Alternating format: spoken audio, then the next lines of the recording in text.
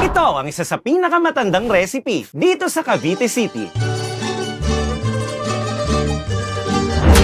Since 1944, kasama na rin niya sa mga menu niya yung murko na yan. 8 dekada na to dito. Ito ang specialty namin sa Cavite City. Si Aling Ika Karinderya talaga nag-start ang bibingkoy. Since 1927, ang lola ko talagang nag-imbento noon. Talagang original is si Aling Ika Karinderya. Welcome dito sa Cavite City, ang tinaguriang historic city by the bay, dito sa probinsya ng Cavite. Isa tong peninsula na may literal na hugis kawit o fish hook na nakausli mismo sa Manila Bay. Cavite City, Cavite, Cavite, Cavite, kaya po, Cavite. At dahil nga sa kakaibang lokasyon nito, naging isa to sa pinakamahalagang daungan ng mga Kastila at sentro ng Manila-Acapulco Galleon Trade. Isang kalakalang tumagal na mahigit 2.5 siglo mula 1565 hanggang 1815. At minsan na rin itong tinawag na Ciudad de Oro Macizo o ang ibig sabihin ay lungsod ng purong ginto. Napakayaman kasi ng Cavite City when it comes to culture, sa food, and sa kasaysayan. Kasi diba, during 1500s, dito nangyari yung kalakalang bilyon. At dito rin isinilang ang isang natatanging wika na hanggang ngayon ay bihira na lang marinig. Ito ay ang wikang Chavacano, isang hybrid na wika na pinaghalo ng Espanyol at mga lokal na dialekto. Bienvenidos con todos sa Ciudad de Cavite. Porque sabroso comida denisos Chabacano. At bukod sa mga ipinamanang wika, dito mo rin matatagpuan ang isa sa mga lumang sasakyan na naging simbolo na ng kanilang transportasyon dito. Isa tong malahugis dilatang sasakyan na sinasabing nandito na mula pa nung dekada 60. Dito nyo lang makikita po yung mga sinauna namin sasakyan kung tawagin baby bus. At syempre kung mayaman ng Cavite City sa kasaysayan, ganun din sila pagdating sa mga pagkaing ipinasa na sa mga sumunod pang henerasyon. Katulad na lang nitong pinamanang merienda ni Lola Ika na unang ipinakilala sa pamilihang bayan. Mahigit 100 taon na ang nakakalipas. Almost 100 years na tong recipe ng bibingkoy. Isa na kaming sentenaryo, kumbaga. At titikim din tayo ng isang classic na Spanish-influenced recipe na madalas mo lang makita sa mga espesyal na okasyon. Ito yung kung tawagin nila ay morcon na unang ginawa dito noong pang 1944. Ito naman ang halos 8 dekadang ipinagmamalaki naming murkon. Aalamin din natin kung ano nga ba itong tatlong ipinagmamalaking heritage recipe na kapag pinagsama-sama ay nagiging Tres Marias na ang tawag. Pag sinabing Tres Marias, dapat terno yan. Yung tatlo, sabay-sabay nilang iluluto, sabay-sabay nilang maihahain.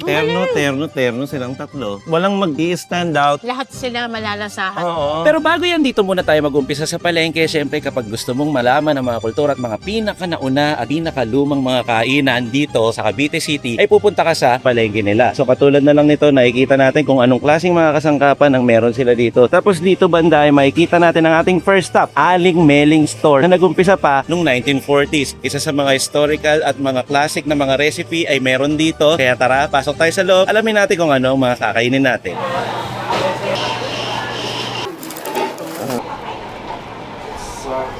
So, pagpasok mo dito ay merong iba't ibang mga ulam at makukulay na mga sarsa dito. Dito meron tayo nakikitang mga gulay, meron parang curry at mga tortang talong. Hello po, ma'am. Magandang umaga po. Magandang umaga din po. Ano po ang pinaka-ipinagmamalaki o bestseller ng Aling Miling po na karinderya? Ang bestseller namin dito isang murko namin, tsaka lumpiang sariwa, tsaka palabo. Kailan po nag-umpisa ang morcon po ninyo? Since 1944 pa na. Simula nung nagtitinda biyanan ko, bale, kasama na rin niya sa mga menu niya yung murko na yan. Pati po itong karinderya na to, 1944 pa? Yes po, doon pa kami sa lumang palengke niyan. So ito po ay kanyang sarili timplada simula Yes pa po. noon. Yes po. Ano pong klaseng morcon po ito? Saan gawa? Anong klaseng karne po? Karne ng baka. Yung sarsa po niya, saan po ito gawa? Meron po ba itong atay? Ang sauce ng murko namin ay luto sa pineapple juice, bago meron siyang atay at saka tomato sauce. At the same time, meron din siya na keso. Ma'am, gaano katagal niluluto ang morcon? Maabot ng 3 oras yung pagluluto namin dahil para yung lumambot yung karne at the same time yung pinaka-sauce nun kumapit sa lawang para lalo mas masarap. Magkano naman po ang order nitong morcon po ninyo? Ang slice natin ng morcon, 200 na per slice ang morcon natin. Kasi medyo makapal yun saka marami naman sauce. Ng sauce pa lang ulam na. At kung doon sa labas ay nakikita nyo hiwa-hiwa na yung mga morcon, dito naman sa loob ay makikita natin kung anong itsura niya bago siya hiniwa. So ito ay merong mga buo-buo po na nakatali para hindi maghiwa-hiwalay. Sa loob kasi niya ay may palaman siya na iba't ibang mga sangkap. Tapos dito sa tabi naman niya ay merong sarsa. Ito mismo yung pinapartner sa morcon para kapag umorder ka, kukuha ka ng isang slice tapos bubuhusan yung morcon ng ganitong klaseng sarsa. Ang morcon po kasi is napaka-special, parang perfect siya kapag may handaan. Kumbaga, siya yung pinaka-star. Pag wala lechon niya, morcon. Pag dito po sa Cavite City, morcon po ang isa Yes sa mga po. talagang matanda na recipe dito. Opo. Kumbaga, heirloom recipe. Ito naman pong lumpiang sariwa po ninyo, magkano to? Ang lumpiang sariwa namin na per order na bali 60 pesos. Ang palabok naman namin na is 70. Ano po naman klaseng pansit palabok po ito? Yung palabok namin dito, bali special din sa amin yung dito sa amin sa Cavite. Pinakapalabok namin is Mickey Bihon yun. Ang pinaka-toppings nun yung sauce namin, nilalagay siya ng tinapa, chicharon, kulao, at saka sibuyas mura. Sige po, kukuha po ako ng palabok, tapos isang lumpia, Lumpiang sariwa. tapos dalawa pong slice ng morcon. Salamat po, ma'am. Po. Ito, nakikita nyo, ang thick nung sauce, nakapalibot dyan, yung liver sauce, na kulay pula. Nakakagana talaga siya.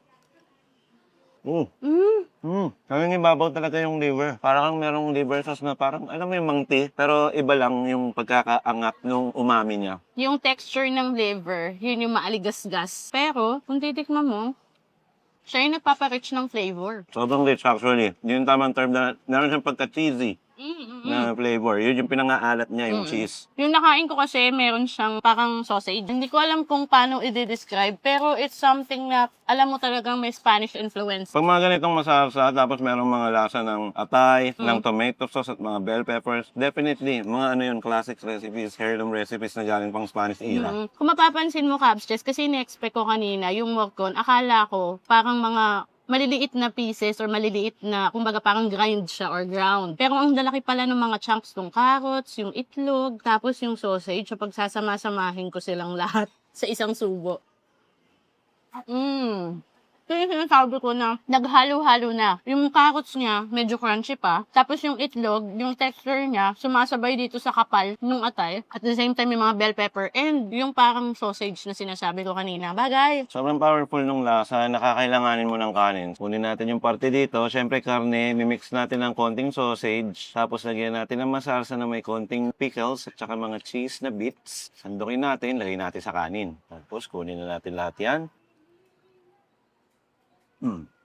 Nabawasan niya yung medyo sobrang powerful na lasa ng may kanin. Kasi pang kanin yata talaga to eh. Cabs, may nalasahan akong parang taba. Parang siyang merong mga parang tiny bits ng laman dito. Tapos may Nahalo. taba. Oo. Kasi baka yan. May Ito chances siya. talaga na may sasamang ganyan. Tsaka may cheese.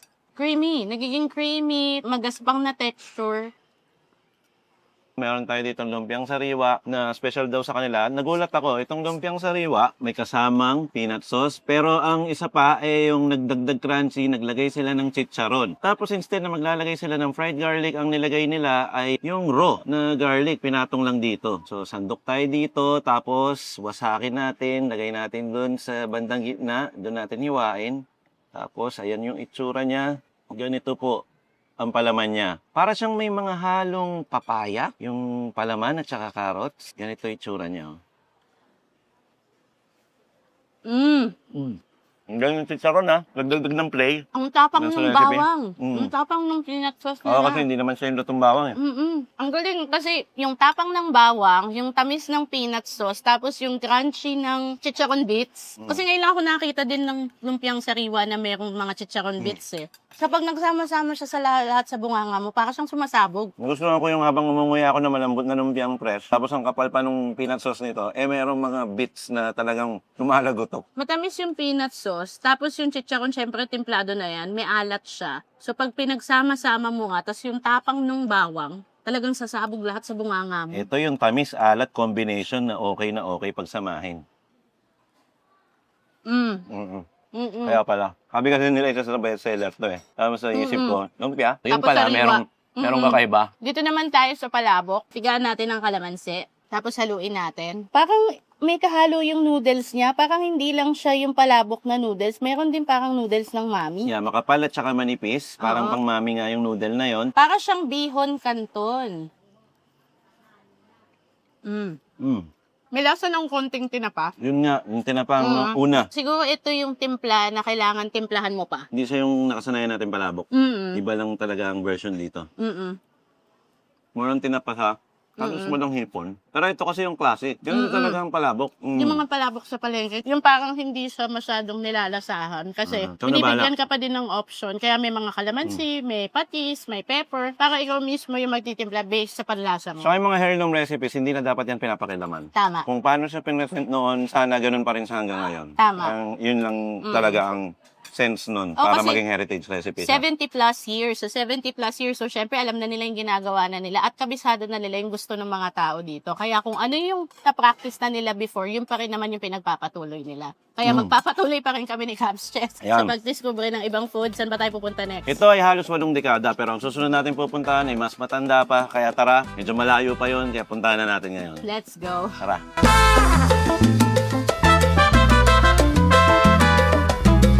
So tapos na tayo sa ating first stop, isang mabigat na almusal dito sa Aling Meling Store. At ang susunod natin pupuntahan, kaya ako sinabing malayo, ay nandito lang sa kabila. Ito naman ang Aling Ikas Karinderya. Tara, pasok tayo sa loob. So halos magkatabi lang, nandito pa rin tayo sa loob ng palengke. Dito naman sa kabila ay merong isang sikat na bibingkoy na nag-umpisa pa noong 1927, 99 years to be exact, habang pinipilm natin ang video na to. Ito ang Aling Ikas Karinderya at sikat nga dito yung pinakabibingka nila dahil dito talaga nagsimula ang ganitong klase ng bibingkoy.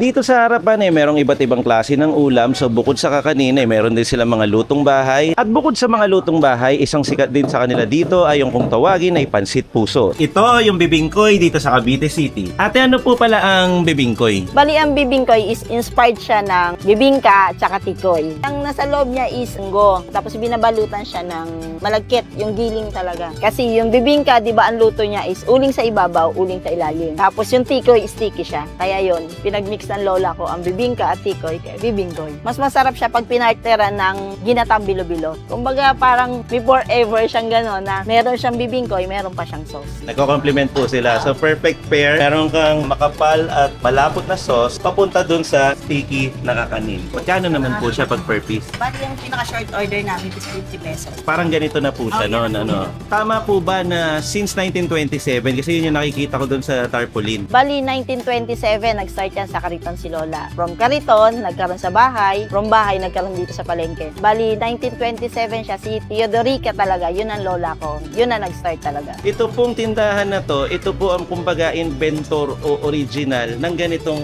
Yes. kakanin. Bali talaga yung bibingkoy is nag-start ang nag-invento is si lola ko. Noon pa lang meron na siya talaga. Kumbaga, kaya naman nagkaroon ng bibingkoy din is yung mga suki ng lola ko no, sa mga ulam lang, naghahanap sila ng pamutat or pang merienda. Yun ang naisipan ni lola ko. Tapos naipasa na po sa inyo. So ito po ay masasabi natin na pinakamatandang bibingkoy dito sa Cavite City o posibleng sa buong Pilipinas na din. Siguro po, kasi bali ang nangyayari tuloy ngayon, pag sinabing bibingkoy, Cavite City, kasi mag-partner na kayo ng Cavite City at ang bibingkoy. Ganun siya ka-special at ka-original sa lugar na po ito. So ipapakita sa atin ni ma'am kung paano kainin ng tama at local itong pagkain na to. Pinahiwa natin dahil mahirap yata siyang kainin kung hindi hiwain. Tapos katulad niyan, so sumandok sila, nag-scoop ng pinaka-sauce nila, yung ginataang bilo-bilo. Ayan. So pagsasamahin na po, okay. Parang mochi nga po, ano, ganito ang itsura niya. Pinuhos na mismo dun sa bowl, magkakasama na sila dyan. At para wala ng efforts, kukunin mo na lang, isusubo mo na. Tapos yun na yun. Eat like a local. Ma'am, ito naman po, ang ganda ng itsura. Ano pong tawag ninyo dito? Bali yung tortang alimasag, purong alimasag yun na talagang hinihimay namin yun. Hindi siya yung nabibili na yung mga crab stick or anong frozen na hindi. Yun yung tinatawag nilang crab omelette. Tapos meron po kayo nung pansit version po ninyo. Ang pansit puso naman, kaya siya tinawag na pansit puso, ang pinakapaasim niya is yung kilawing puso ng saging. Instead na kalamansi, di ba, yun ang usual. Puso ng saging ang pinakapaasim niya. Tapos, meron din siya mix ng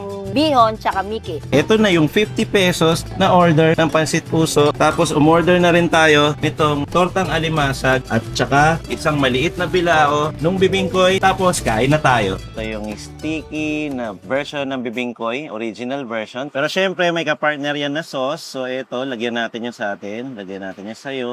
Pahid natin doon. At ito na nga yun.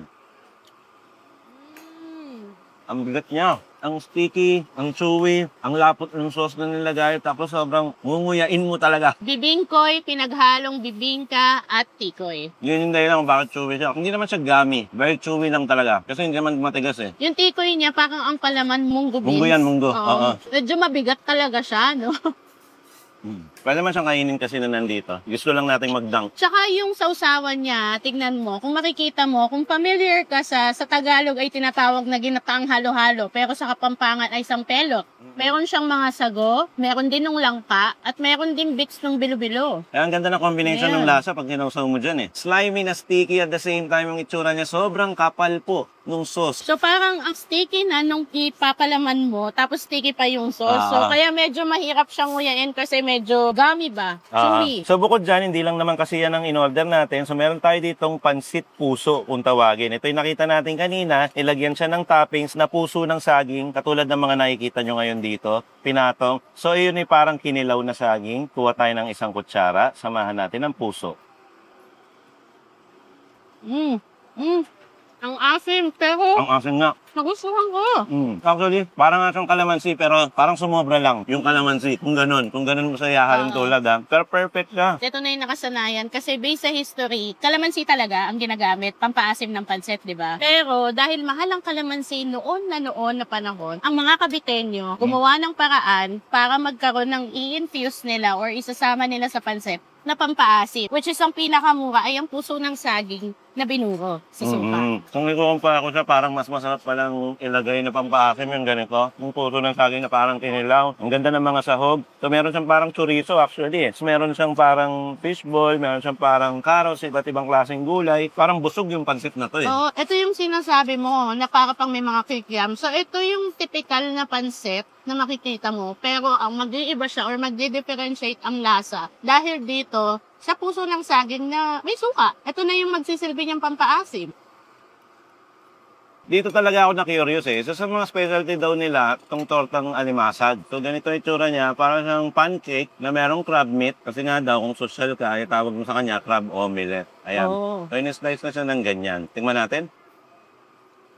Oh, ang kapal ng palaman, yung texture. Alam mo yung lasa na hindi dinaya. Oo. Kasi purong laman ng alimasag. Kung makikita mo, talagang ang nagbabind lang sa kanya yung egg. Pero yung laman ng alimasag, nandito pa din. Oo, punong-puno nga siya eh. Tapos lasang-lasa mo yung mga toppings niya eh.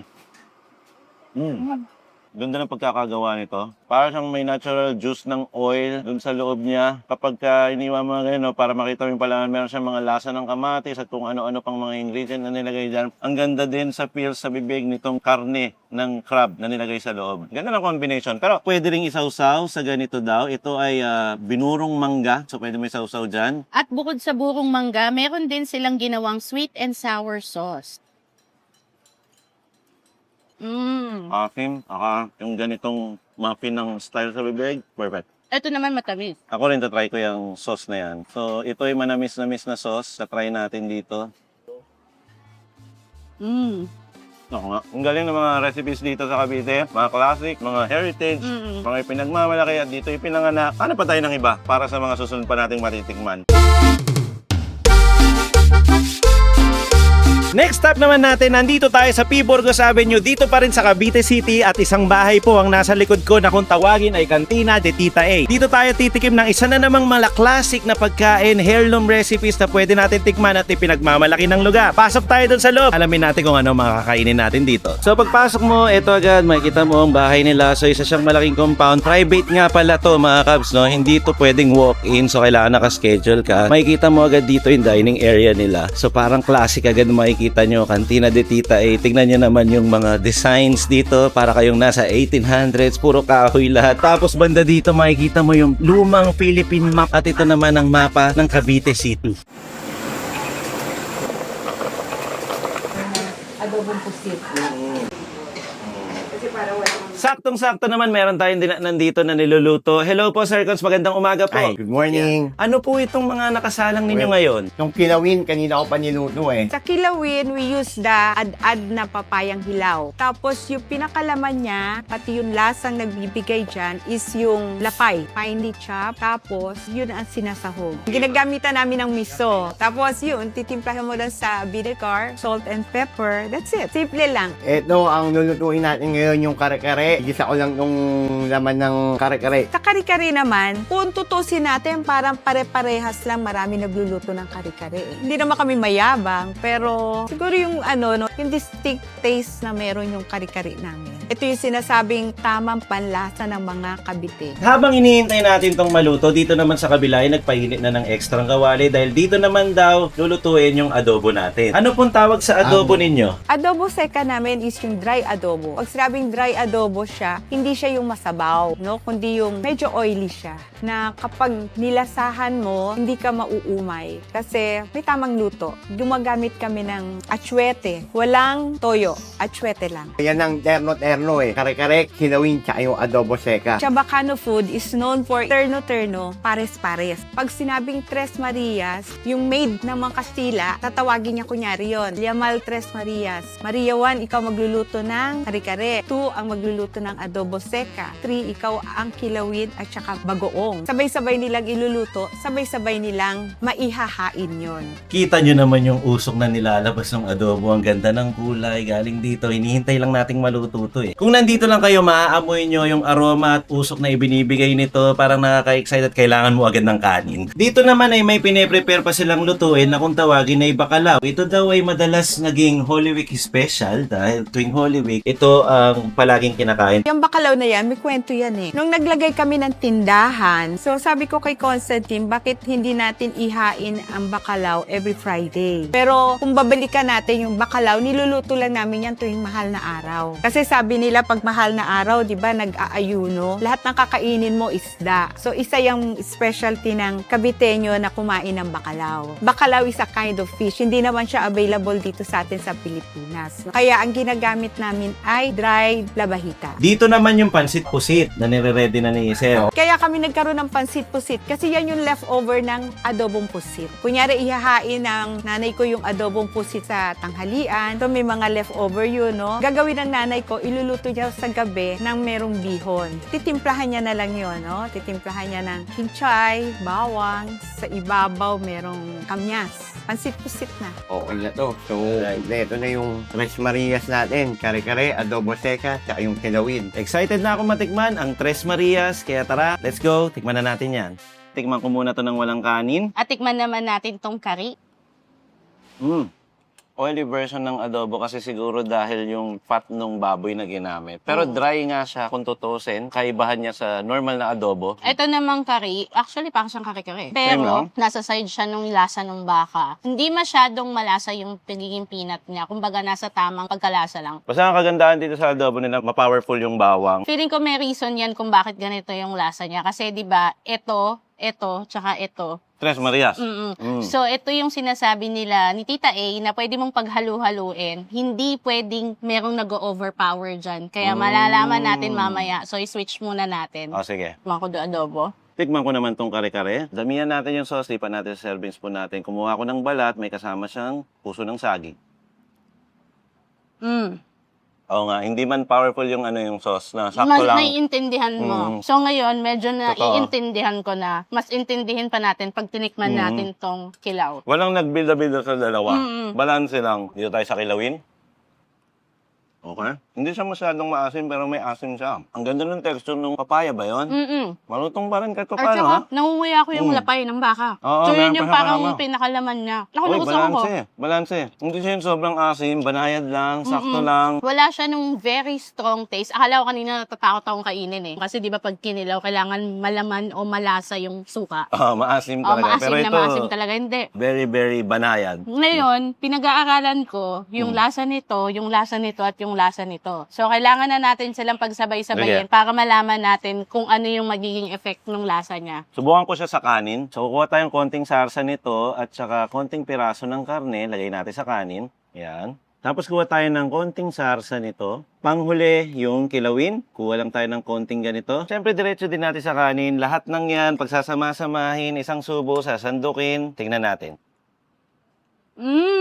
Okay. Hindi siya nakakalito. Alam mo kung ano yung kinakain mo? Terno nga. Terno silang tatlo. Tres Marias talaga ang tawag sa kanila kasi nga magkakamag-anak lang yan eh. Pare-parehas ng halos na walang mag-i-stand out. Kung sabay-sabay mo silang ilalagay dun sa kutsara mo. Lahat sila malalasahan Oo.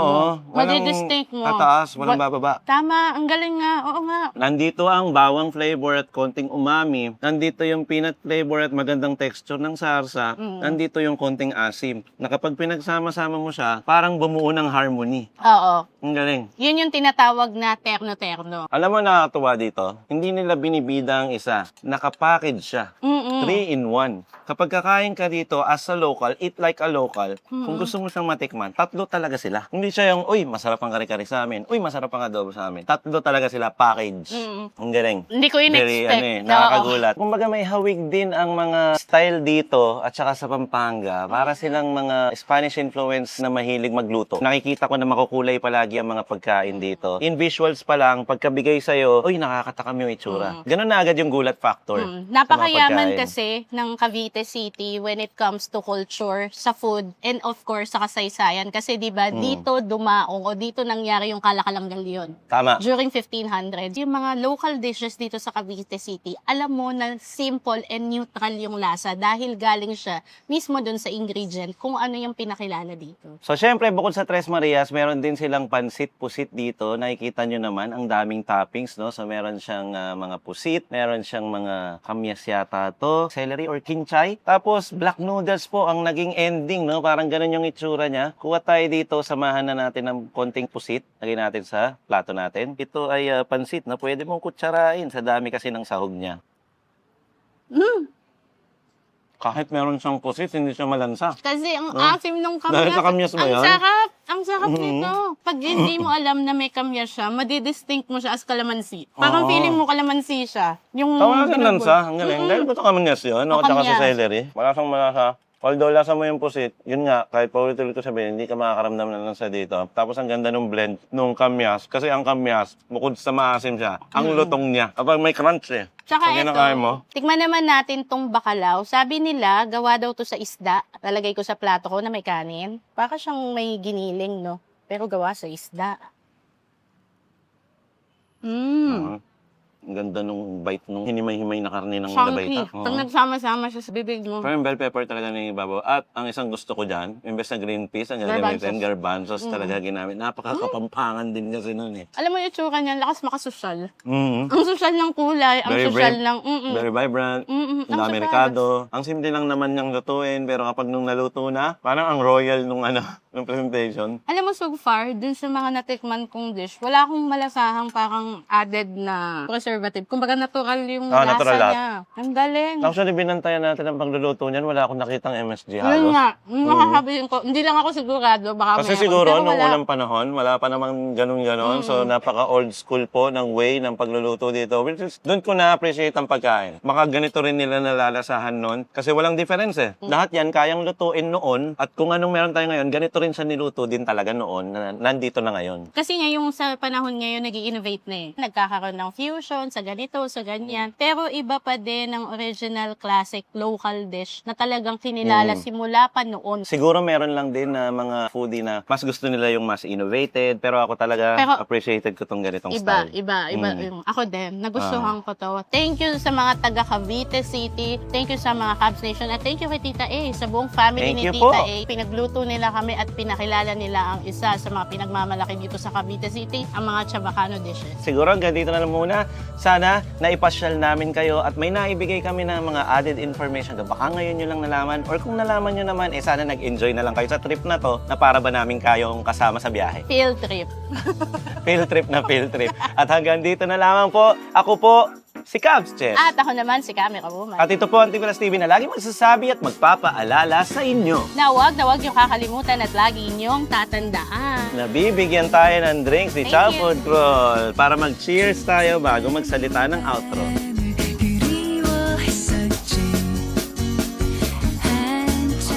Ang sarap i-partner ng soda.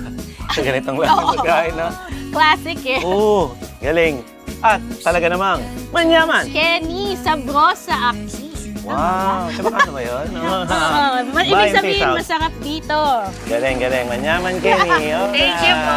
Thank you, Tita A. Thank you sa mga taga-Cavite. Ang hirap ng takpan niya, pero gusto ko siyang takpan first time. Sige, takpan mo na. Kasi iba na siya yung pagtatakip. Ang laki ng Thank pantakip. you. Ang laki nga ng camera. 1, 2, 3. Lumapit, no? Si Jumbo at ang Bembol Gang. At kitang-kita, huling-huli ko, meron kayong bagong miyembro. Bembol 1, Bembol 2, Bembol 3. So, Comelon. Kasama niyo yung kaklase niyo, ha? Anong lasa nung ano niya? Yung morcon dito, tol? Kasi Maliber. Ayan, natitikman daw. Ulala. Ulala. Eh, ganun ka talaga pagka nagugulat ka sa sarap, eh, no? Ulala. Ayan. Maliber pa na maliber. Tama Oh, ba? maliber. Ayan. Yun, maliber. Liver lover. Chewing na naman si Bembol ka. Umaya naman. Tol, na-try mo na ba yan? Di ba, tol? Ito yung tinatawag din ng Tres Maria. Ito yung curry, kung tawagin nila. Dito. Kari. Oh, ito, try mo na yung curry na may kasamang bagoong. Ayan. Oh. Yung nutty feels, texture ng sarsa. Ganun din ba sa'yo? Yung adobo? Adobo seca. Wow. Oh, napapawaw! Kanina, ulala. Ulala. Ngayon, wow, ah. Napakagaling, ah. Tres Marias, adobo seca, curry, at kilawin. Thank you po kay Tita A na pinayagan niyo po kami. Salamat din sa inyo. Opo, kasi kung di po kayo pumayag, hindi naman po namin talaga mapapaganda ang aming presentasyon dahil po yun sa inyo. Salamat po. Punta po kayo sa Cantina de Tita A. Paano po kasi pumunta sa Cantina de Tita A? Burgos Avenue, Caridad, Cavite City. Kaya lang kailangan magpa-reserve. Oh, may Early pa-reservation. notice. Okay. Kasi palagi, actually, sarado pa yun. Gaano po ka-early yung notice? 2 araw. 2 days ahead po. Mag-chat kayo sa Facebook. Meron Facebook. Okay. Cantina de Tita A Facebook page or kumontak kayo sa number nila na makikita nyo dun sa Facebook page. Dapat 2 days at least ang lead time. Prepare namin lahat yung ingredients. Opo. Yung, di ba, matagal talagang pinaghahandaan. Oo nga eh. So ito ay by reservation, by schedule. Hindi kayo makaka-walk-in kung hindi naman kayo kumontak. Parang bahay din ng kaibigan nyo. Sabihan nyo sila bago kayo sumugod. Ganun lang yan. Di ba, ma'am? Ayun. Para hindi naman sila magulat at maubusan ng pagkain bigla. Ayun. By schedule dito. Ano sinasabi mo, Tol? Eh, subukan ko lang yung ano yung napanood ko sa inyo kanina. Paano? Ay, pinagsama-sama mo? Tono-tono. Ay, ito tono-tono mo, ha? Laki na ito. Ano? Ano nangyari sa'yo? Natutulala ka? Natutulala ka? Ano? Lumilipad ka na. Galing, tama kayo doon. Okay lang, no? Pwede naman, no? Tapos ito, magtutono din, eh, oh. Okay. Oh, so pinagsama mo yung Lahat na. tatlo. Okay, Tres Marias. Anong lasa pag pinagsama-sama? Ulala, wow. Pinagsama mo rin, pati yung ano. Tumono din, pati yung reaction. Lahat na, tama-tama. Tono-tono. Tono-terno. Terno-terno, tono-tono, ulala, wow. Ang galing. Sige na, next clip na tayo kung meron mang next clip. Pero kung walang next clip, roll the logo. Let's go.